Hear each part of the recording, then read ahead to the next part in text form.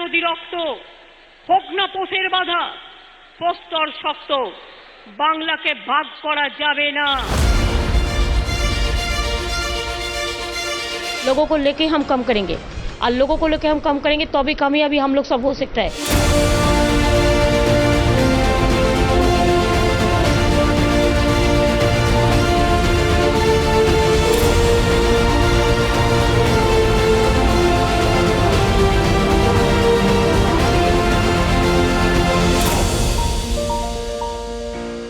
আমি ব্যক্তিগত জীবনে প্রফুল্লচন্দ্র সেন মশাইয়ের সঙ্গে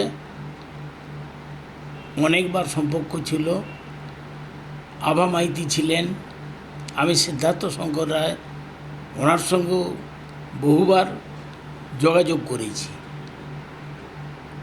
সোমেন মিত্রর সঙ্গেও বহুবার গিয়েছি।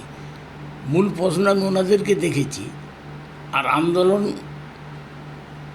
কেন মমতা বন্দ্যোপাধ্যায়কে বাংলার মানুষ বেছে নিল? ভারতবর্ষের জাতীয় কংগ্রেস তার দিল্লিতে থাকার জন্য তার গদিটা বাঁচাতে হবে।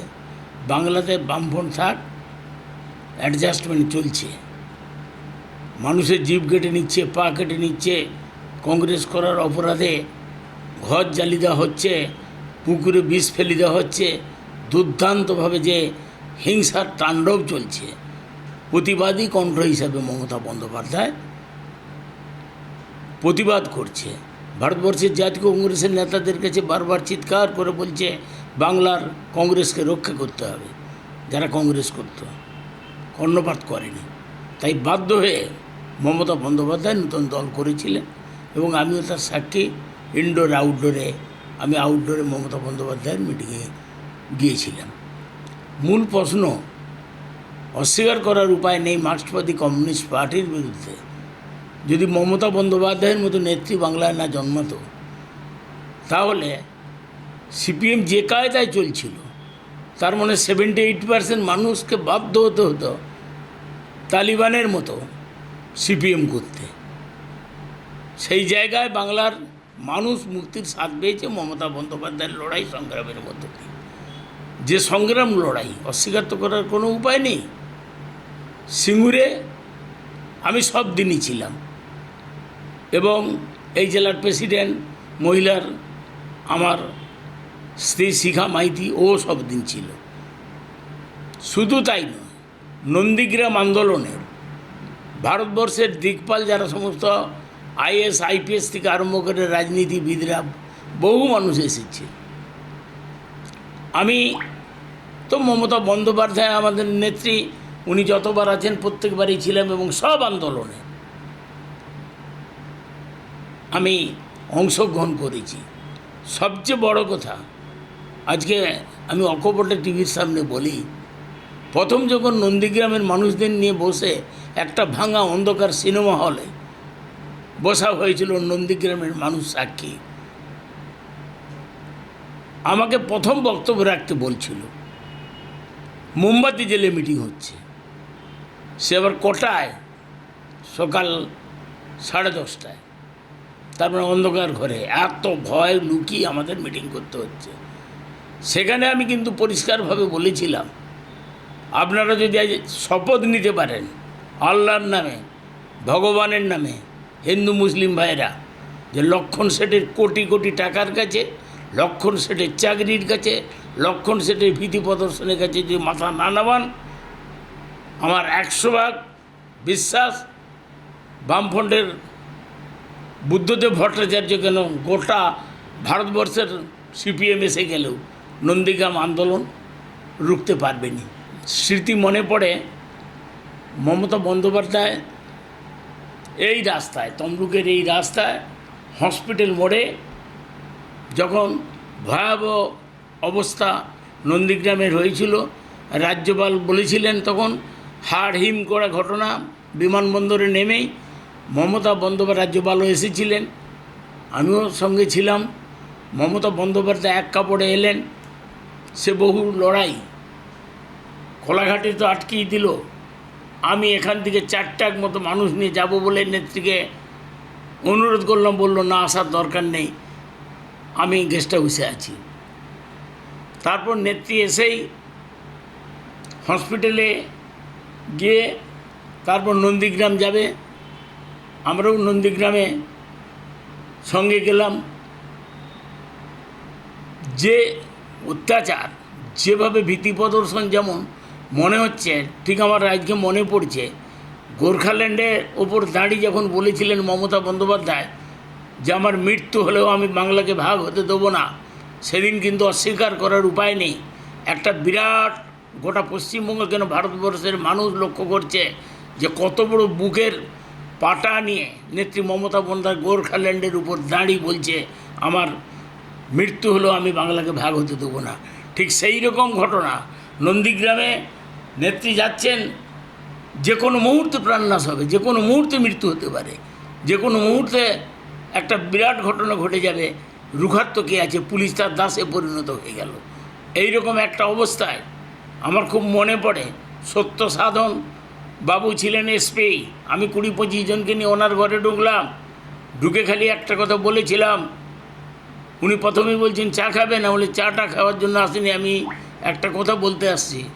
বাবা নাম রেখেছিল সত্য সাধন, আর আপনি এই পবিত্র মাটি, বিপ্লবের মাটিতে দাঁড়িয়ে যে অন্যায় অত্যাচার করছেন, 2.5 বছর আপনার চাকরি আছে, আপনি একজন আইপিএস সাধারণ মানুষ হয়ে যাবেন। রাত্রে শুয়ে শুয়ে চিন্তা করুন। সে তার কি চিৎকার, তার বাপ তুলছিলাম বলে। আমি আমাকে অ্যারেস্ট করুন, আপনার ছবি টাঙিয়ে রেখে দেবো বাড়িতে। কেন এই জ্বালাটা বলছি, যে নেত্রী পায়ে হেঁটে ওই এসপি অফিসে বাধ্য হয়ে চাবি দেওয়ার জন্য আমরা তালা চাবি নিয়ে গেছিলাম, এবং মানিকতলার মোড়ে উনি অবস্থান করলেন মাতঙ্গিনী স্ট্যাচুর পাশে। হঠাৎ সেকেন্ডের মধ্যে তো আর মাইক জোগাড় করা যায়নি, তবু মাইক নিয়ে জোগাড় করে দিলাম। বোধহয় 15 মিনিটের মধ্যে 1000 খানিক মানুষ জড়ো হয়ে গেল। এবং রোমর্ষ একটা ঘটনা শুনলে অবাক হবেন, নিমতৌড়িতে নেত্রীর সন্ধ্যার কাছাকাছি মিটিং করছে, যাবে নন্দকুমার, হঠাৎ মসজিদে গুলি, নন্দীগ্রামে খবর পেল। এই অবস্থায় দাঁড়িয়ে নেত্রী সঙ্গে সঙ্গে ছুটে এলো এসপির ওখানে, এবং ওই রাত্রিতে এসপি অফিস ঘেরাও করে আমরা বসে রইলাম। রাত্রি তখন 1:30, তারপর আমরা নেত্রী বেরিয়ে এলেন, আমরাও সব সরে এলাম। যে লড়াই সংগ্রাম হয়েছে নন্দীগ্রাম, অস্বীকার তো করার উপায় নেই। আজকে কলকাতা থেকে মিতা বক্সি থেকে আরম্ভ করে, অপর্ণা নিয়োগী থেকে আরম্ভ করে সব মহিলা টিম এসেছিল। শুনলে অবাক হবেন, তার গাড়ি ভাঙচুর করে দিয়ে তাদেরকে কঠিনভাবে লাঞ্ছনা করলো। আমাকে ফোন করছে চণ্ডীপুর থেকে, চিত্তদা এইরকম একটা অবস্থা, আপনি একটু দেখুন।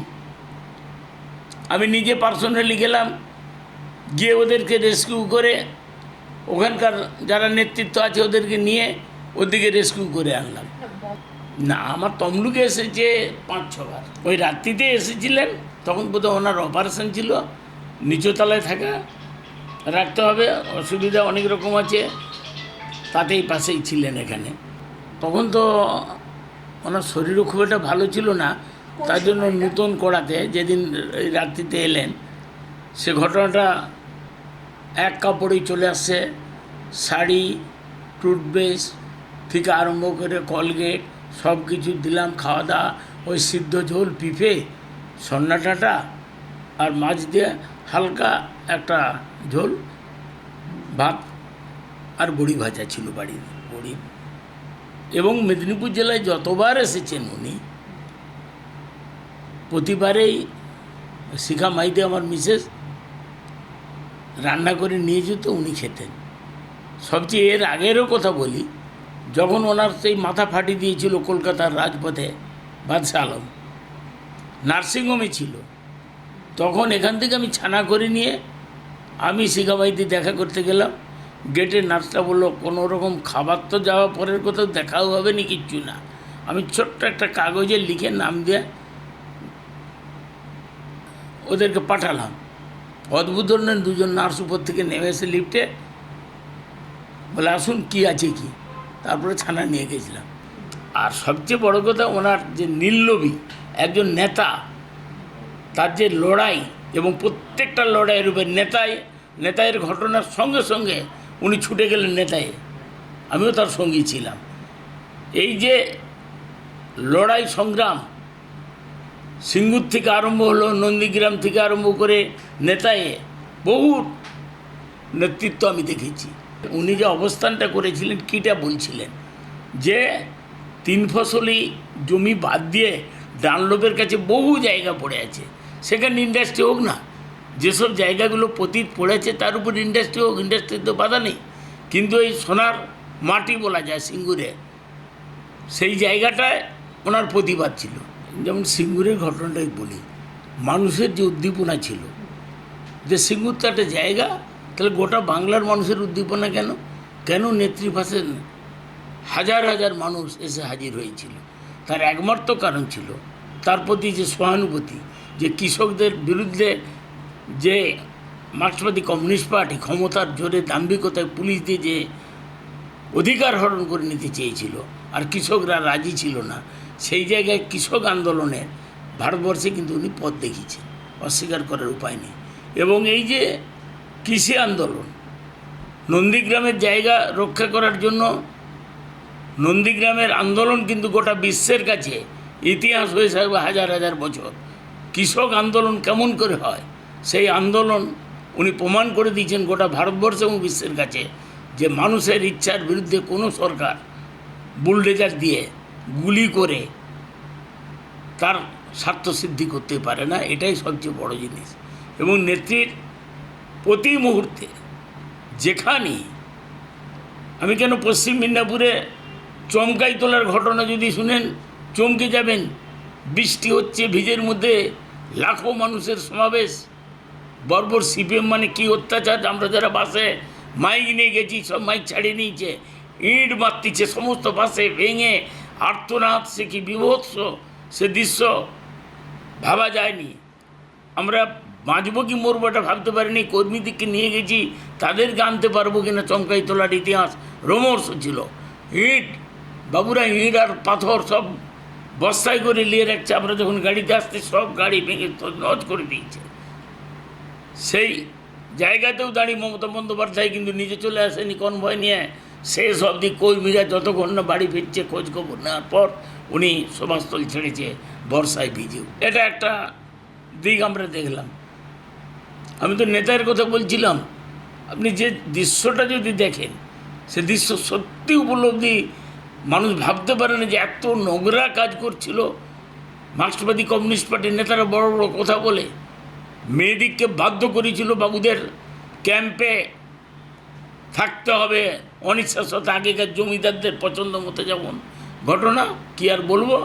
সেই জায়গায় দাঁড়িয়ে যেভাবে এত বোম মজুদ ছিল, মানুষ প্রতিবাদ করতে গিয়ে গুলি করে মাথার খুলি পড়ে আছে, সে বিভৎস ইতিহাসে। কিন্তু আমার তো মনে হয় নেত্রী 4-5 ঘন্টার মধ্যেই ঘটনা থেকেই সঙ্গে সঙ্গে পৌঁছে গেছে। আমিও তার সাক্ষী ছিলাম, ওখানে ছিলাম। প্রয়োজনে দেব মোরা 1 নদী রক্ত, হোক না পোষের বাধা, প্রস্তর শক্ত, বাংলাকে ভাগ করা যাবে না। लोगों को लेके हम कम करेंगे और लोगों को लेके हम कम करेंगे तो भी कामयाबी हम लोग सब हो सकता है।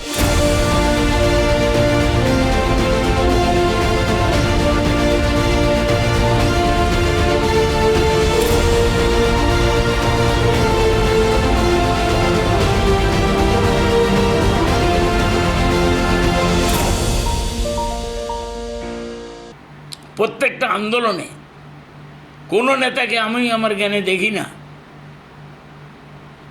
আমি 70 সাল থেকে ধরুন রাজনীতি করছি, যে মানুষের বিপদে তৎক্ষণাৎ পৌঁছে যাওয়া মমতা বন্দ্যোপাধ্যায় ছাড়া কোনো নেতাকে আজ অবধি আমরা দেখি না। আর সবচেয়ে বড় কথা, সাধারণভাবে এটা ভাবা যায়, আমার মনে হয় ইতিহাসের পৃষ্ঠাও পাওয়া যাবে না। ছোট্ট একটা ডিশের গামলায় সে বেগুনি হোক,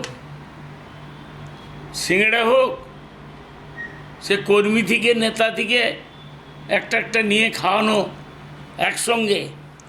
আমার তো জীবনে কোনো নেতা, আমি বহু নেতা পশ্চিমবঙ্গের তো বললাম তো প্রফুল্ল সেনের মশাইয়ের আমল থেকে দেখেছি। একটা ঘটনা খুব মনে পড়ে এবং অস্বাভাবিক রাজনীতি জীবনে রাত্রি 11টা, সকাল 6টার দিকে ধরুন 1 মিনিটে একটা চেয়ারে বসে কেন মাটিতেও বসেনি, দাড়ি কাটিয়েছি। হসপিটালে গিয়েছি, গাড়িতে করে করে সমস্ত গুলিবিদ্ধ মানুষ আসছে, কত ডেড বডি আসছে, কত ডেড বডি চালান করে দিয়েছে নেই 41 দিয়ে, কি একটা বিভৎস অবস্থা চলছে। সেই জায়গায় দাঁড়িয়ে নেত্রী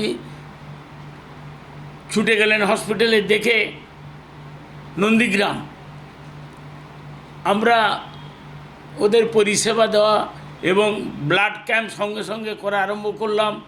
সাধারণ মানুষ স্বতঃস্ফূর্তভাবে 78 জন মতো রক্ত দিল সঙ্গে সঙ্গে, কারণ নেত্রী বলেছিলেন যে রক্তের ব্যবস্থা সাফিসিয়েন্ট করার জন্য ক্যাম্প করো, এবং 1 ঘন্টার মধ্যে ক্যাম্প করে সমস্ত ব্যবস্থা নিয়েছিলাম। এবং এটা অস্বীকার তো করে লাভ নেই, ওনার সঙ্গে বোধহয় 250-300 রিপোর্টার সহ পুলিশ ছিল।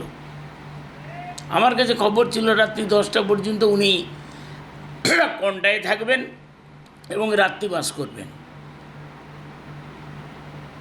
পুরাতন কথা বলতে হয়, রাত্রি তখন 11টা, শিশিরদা ফোন করে বলছে চিত্তবু কোথায়? আমি বলি স্নান করতে ঢুকবো বাথরুমে। আর স্নান করতে হবে নি? অবাক কথা, 250-300 জনের খাওয়ার ব্যবস্থা এখানে কোনটায় করা হয়েছে, থাকার ব্যবস্থা কি গাড়ি ঘুরিয়ে দিয়েছে কি আপনার কাছে থাকবে? শুভেন্দু সঙ্গে সঙ্গে ফোন করছে একটু পরে, বোধহয় হাফ মিনিটের পরে। আমি বলি বাবা আমার সঙ্গে আর কি করছে কেন, কী হলো কি শিশিরদার? বলে না না, ঘটনা সত্য। আমিও তো বুঝতে পারিনি 250-300 লোকের খাবার আমাকে ফেলে দিতে হবে। সঙ্গে সঙ্গে হোমিও ভট্টাচার্য, কাবলু ভট্টাচার্যকে ফোন করলাম, বলি ব্যাপারটা কী, ওই রহস্যটা কি আমাকে খেলা করছে এই রাত 11টায় না কি? তখন বলি না, গাড়ি কিন্তু ওই দিকেই ঘুরছে। 250-300 জনের রাত্রে 11টার পর সকলের পুলিশ পার্সোনাল, পুলিশ তারা ওসি অনুরোধ করছে আমার স্টাফদের খাওয়ার ব্যবস্থা করুন। আমি বলি কত টাকা লাগবে খাবার বলুন, আমি দিতে পারি, আমি খাবার তৈরি করবো কোথা থেকে? তমলুক শহরে 250-300 লোকের রাত্রি 11:45 আমি কোথায় পাবো? সঙ্গে সঙ্গে 2-3টা গাড়ি করে এর বাড়ি তার বাড়ি হাঁড়ি কড়া নিয়ে একবারে বোম্বে রোড থেকে পাঞ্জাবি হোটেল থেকে চারধার থেকে, কার রুটি আছে, কার ডিম আছে, কার মাছ আছে, কার মাংস আছে, এইরকম করে তুলে 300 জন মতো খাওয়ানো ওই রাত্রিতে হলো। আর ওই রাত্রিতেই তখন মুকুল রায় ছিলেন, অস্বীকার তো করার উপায় নেই। মুকুলদা বলছেন নূতন কড়াতে সিদ্ধ ঝোল করে দিতে হবে। তখন বাজে কত 1:30, তাও করে নিয়ে গেছি। প্রত্যেকটা মুহূর্তে লড়াইয়ের সঙ্গী হয়েছিলাম। পিফে ছিল, মাছ ছিল, আর সন্নাটাটা ওই পিফে দিয়ে একটা ঝোল নূতন কড়ায়। তা বলছে নূতন কড়াতে করতে হবে। নূতন কড়াও 2-4টা কেনাই থাকে, আর কাপড়ও কেনা থাকে আমার 20-25টা। এরপর সবচেয়ে এত মাথার যন্ত্রণা হচ্ছে ওই রাত্রিতে নেত্রীর, হ্যাঁ, আমার স্ত্রী শিখা মাইতিকে বলছে, শিখা তুমি জোর করে কালো টোন যে মাথায় বাঁধা আর কি, জোর করে টানো, আমি আর মাথার যন্ত্রণায় টিকতে পারছি না। তারপরে মাথা টিপছে, তখন রাত্রি কত 2-2:30 হবে। চোখে জল এসে গেছে নেত্রীর। আমি প্রতিনিয়ত নেত্রীর সব প্রোগ্রাম যতটা পারছি, আমি হয়তো 100টা না হলেও 90-95টা প্রোগ্রামে আমি ছিলাম। এবং আমার সবচেয়ে বড় কথা ওই সততা নিষ্ঠা। আজকে যারা বলে সততা উড়ে গেছে, সততা আছে, 100 ভাগই আছে। যত যে যা চিৎকার করুক, যাই করুক, বাংলার মাটি থেকে মমতা বন্দ্যোপাধ্যায়কে হটানোর জন্য কোনো রাজনৈতিক দল আর কোনো নেতা এখনও পর্যন্ত বাংলায় জন্মগ্রহণ করেনি। না, নেত্রীর মধ্যে কিছু পরিবর্তন আমি এতটুকুই লক্ষ্য করিনি। এখন ইয়ং জেনারেশনকে তুলতে গিয়ে সর্বভারতীয় সাধারণ সম্পাদক অভিষেক বন্দ্যোপাধ্যায়ের হাতে অনেকটা সঁপেছেন উনি। সেই জায়গায় দল বিশাল হয়েছে, সর্বভারতীয় দল বিভিন্ন রাজ্যে আইনগত দিক দিয়ে সেখানে পার্সেন্টেজ অফ ভোট থাকতে হবে সর্বভারতীয় তৃণমূলে। এতেই ব্যস্ত হয়ে যাওয়ার জন্য উনি আগের মতো সব দেখার মতো সময়টা পাচ্ছে না। আর অভিষেক বন্দ্যোপাধ্যায় ইয়ং জেনারেশনের আইকন, আপ্রাণ চেষ্টা করছেন, লড়াই করছেন, ঠিক আছে, কিন্তু নেত্রী যেভাবে গোটা বাংলার সব নেতাদের চিনত, সেটা অভিষেক বন্দ্যোপাধ্যায়ের পক্ষে এত তাড়াতাড়ি গোটা বাংলার সব মানুষকে চেনা সময় লেগে যাচ্ছে। সেই জায়গাটায় দাঁড়িয়ে একটা জিনিস আমি লক্ষ্য করছি, নেত্রীর হৃদয়ে অন্তরে আছে পুরাতন মানুষদের, কিন্তু উনিও পুরাতন মানুষদের নিয়ে বসার সময় পাচ্ছে না। আর যারা দায়িত্ব নিচ্ছে সেই সমস্ত বেশ কিছু জায়গার বহু নেতৃত্ব সেই পুরাতন মানুষগুলোকে মানুষ বলেই মনে করছে না। এই জায়গাটাকে ইমিডিয়েট গ্যাপটা নেত্রীর নিজে এটা পূরণ করার চেষ্টা করা উচিত বলে মনে করি দলের স্বার্থে। কারণ অনেকে চোখের জল অভিমান নিয়ে এখনও আছে, তার একমাত্র কারণ নেত্রীর মুখ চেয়ে পড়ে আছে। যত কষ্ট হোক, প্রথম থেকে দল করছে, এই গ্যাপিংটা একটা আছে, তা নাহলে নেত্রীর ঠিক এত স্মৃতিশক্তি। আমি তো বহু নেতার, প্রিয়রঞ্জন দাস মুন্সির বহু বক্তব্য জীবনে শুনেছি, যেমন ওনার স্মৃতিশক্তিকে অস্বীকার করার উপায় নেই। প্রণব মুখার্জি তার স্মৃতিশক্তি, স্ট্যাটিস্টিক্যাল ডাটা যেমন বলতেন, ঠিক নেত্রীরও স্মৃতিশক্তি একটা সাংঘাতিক। পুরাতন লোকদের গোটা বাংলায় বলা নাম ধরে ধরে, এটা বিরল স্মৃতিশক্তি, না হলে সম্ভব না। উনি মনে রেখেছেন, অস্বীকার তো করার উপায় নেই। মুশকিলটা হয়েছে, ঘটনা বলি, জাতীয়তাবাদী দলের নেতাদের কাছে যাওয়াটা বেশি যাওয়া হয়। নেত্রী আগের মতো তার সেই সময় দেওয়ার সময় নেই। বহু জায়গায় এবং ভারতবর্ষের বিভিন্ন জায়গায় দলকে বিস্তার করার জন্য যে সময়টা ডিভোট হচ্ছে, বাংলায় তত সময় দেওয়ার মতো নেই। সেই জায়গায় সর্বোচ্চ সাধারণ সম্মত অভিষেক বন্দ্যোপাধ্যায়ের উপরে দায়িত্বটা নষ্ট করেছেন। সেই জায়গায় দাঁড়িয়ে অভিষেকবাবু যারা আছে তাদেরকে আমাদের যা যা প্রবলেম বলি, এছাড়া আর নেত্রীর কাছে মাঝে মাঝে যাওয়া হয়। এই যেমন ধরুন না, নেত্রীকে আপনি কখনো কোনো উপহার দিয়েছেন বা আপনাকে নেত্রী কখনো কোনো উপহার দিয়েছেন? না, উপহার বলতে কি আছে, আমরা আর কি উপহার দেবো? আচ্ছা, গেলে ফুল নিয়ে যাই, মিষ্টি নিয়ে যাই, যখন যা গেছি, আর উপহার কিছু না। এবার একটু বলুন, মানে একটু অন্য মমতাকে আপনি খুঁজে পেয়েছেন কখনো? মানে হ্যাঁ, যে মানবিকতা, যে মমত্ব বোধ, এটা সচরাচর ভগবান প্রদত্ত না হলে এটা আসে না। এটা জোর করে কেউ এই মমত্ব বোধ আনতে পারেন, এটা মমতা বন্দ্যোপাধ্যায়ের মধ্যে আছে। তাই তো এই মমতা বন্দ্যোপাধ্যায় দেখলেই তো বোঝা যায়। আপনি ছবি ওটাও দেখছেন, কেন মানুষ ঘরে ঘরে মমতা বন্দ্যোপাধ্যায় ছবি টাঙিয়ে রাখছে।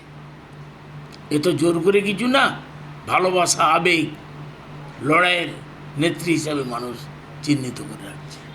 ওই তো নন্দীগ্রামের সবচেয়ে বড় কথা, যে যাই বলুক না কেন, প্ল্যান করে ওই যে পাটা ভেঙে দেওয়ার যে পরিকল্পনা, আমি তো ছিলাম নন্দীগ্রামে, এবং তারপর তো কলকাতাতে নিয়ে যেতে হলো। এখন বিরোধীরা চিৎকার করে বলছে না মিছামিছি, সে তো বলবে রাজনীতির স্বার্থে। আর এটাও ঘটনা, it is matter is sub judice. এবং আমার দৃঢ় বিশ্বাস, এই সাব জুডিস যখন বিচার হবে, ব্যালট বক্স খুলে আবার রিকাউন্ট হবে, তবে আমি আমার অভিজ্ঞতায় দেখেছি তো, আইনের প্যারাফার নিয়ে মানস ভূঁইয়া জিতল, তারও হেরে গেছিল মানস ভূঁইয়া, তার রিকাউন্ট যখন হলো মেয়াদ শেষ হতে গেল। এখন এই টাইম নেওয়া, আদালতে দিন ফেলানো, যদি রিকাউন্ট হয়, আমার দৃঢ় বিশ্বাস দেখবেন মমতা বন্দ্যোপাধ্যায় উইনার হয়ে যাবে। পূর্ব মেদিনীপুরের উন্নয়নের জন্য মমতা বন্দ্যোপাধ্যায় ছিল বলে আমরা এই মেডিকেল কলেজটা পেয়েছি, অস্বীকার করে ইউনিভার্সিটিটা পেয়েছি। তা না হলে অকপটে স্বীকার করতে হয়। এবং জেলাটাকেও ভাগ করার জন্য এই যে জেলা আদালত তমলুক, এও বোধহয় আমাদের সৌভাগ্য হতো না, মমতা বন্দ্যোপাধ্যায় না থাকলে ওটা চলে যেত কোনটাই, এবং জেলাটাও ভাগ করে নিত, এবং মেডিকেল কলেজটাও চলে যেত, এবার 100 ভাগ আমি দায়িত্ব নিয়ে বলতে পারি, কারণ এই আদালতটাই ধরুন না, এটা মমতা বন্দ্যোপাধ্যায় যদি সাপোর্ট না থাকতো, আইনমন্ত্রীর সাপোর্ট না থাকতো, আমরা স্ট্রাইক করেছি, আন্দোলন করেছি, লড়াই করেছি, তমলুক জজকোর্ট, মার্ক্সবাদী কমিউনিস্ট পার্টি চক্রান্ত করে বাবুরা সব নিমতৌড়ি ডিএম অফিসে নিয়ে চলে যাবে। আমার খুব মনে পড়ে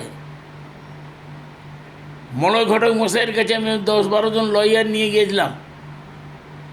উনি চানাচুর মুড়ি খাবি বললেন, আমি কি করতে পারি, এখন তো টাকা নেই, হয়তো একটু গল্প ছেড়ে কথা হয়ে যাচ্ছে। আমি তখন বললাম, মলয়দা একটা জিনিস করা যাবে, একটা জিনিস করুন না, আপনি সিঁদুরটা পরিয়ে দিন, বউ বলে স্বীকৃতি দিন, বউ ভাতটা পরে হবে। হেসে বললো, বলে ই আবার কী কথা, আপনি 50,000 টাকা দিয়ে উদ্বোধন করে আসুন জেলা আলাদা, তাহলে আর লড়বে নি, আর কোথাও নিয়ে যেতে পারবে নি, জানেন সব। তখন বললো, আচ্ছা ঠিক আছে, 2 কোটি টাকা দিয়ে দিচ্ছি বলে উনি শিলান্যাস করে জেলা আদালতটা করলো। এর আগে এই জেলা আদালতকে নিয়ে চলে যাবে বলে নিমতৌড়িতে একবারে 100 ভাগ প্ল্যান, তাকে আমরা সমস্ত আইনজীবীদের নিয়ে, সিপিএমেরও আইনজীবীরা, তারও কিন্তু আমাদের সঙ্গে অংশগ্রহণ করেছিল যে না, তমলুকের ঐতিহ্য, তমলুকে আছে বর্গভূমি মার জজকোর্ট, আর সব তো চলে গেছে নিমতৌড়িতে, তাহলে তমলুকটা একবারে শেষ হয়ে যাবে। মলয় ঘটক মশাইয়ের আইনমন্ত্রী, ওনার কোথায় 2 কোটি টাকা দিয়ে আজকে আমরা ক্যালকাটা হাইকোর্টের মতো বিল্ডিং পেয়েছি। তমলুকের ডেভেলপের জন্য মমতা বন্দ্যোপাধ্যায় যথেষ্ট চেষ্টা করেছে, অস্বীকার করার কোনো উপায় নেই। প্রয়োজনে দেব মোরা 1 নদী রক্ত, হোক না পোষের বাধা, প্রস্তর শক্ত, বাংলাকে ভাগ করা যাবে না। लोगों को लेके हम कम करेंगे और लोगों को लेके हम कम करेंगे तो भी कामयाबी हम लोग सब हो सकता है।